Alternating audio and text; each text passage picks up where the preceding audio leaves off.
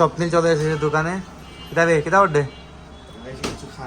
খানিত কিতা খাইতে নাস্তা কাজ না কানে আমার বানাইয়া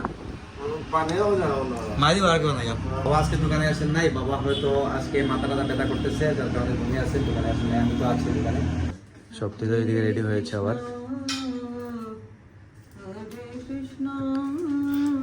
ধূপধুনা দেখাইতেছেন আর এদিকে স্বপ্নিল রেডি হয়েছে। খুঁজিতে রে ফাঁকানি চক করো। আর এখন যাবে চক্করে, মানে ঘুরতে যাবে।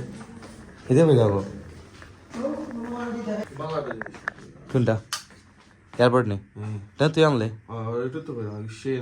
সেই একটা এয়ারপোর্ট গাইজ। এই এয়ারপোর্টটা কিন্তু সব আসলে ফাটা লাগে, কানুন তো মজা লাগে। আমার দাদু, ওনাকে হয়তো গাইজ আমি পরিচয় করাই নাই। উনি হচ্ছেন আমার দাদু, কিন্তু আপনারা সবসময় ব্লগে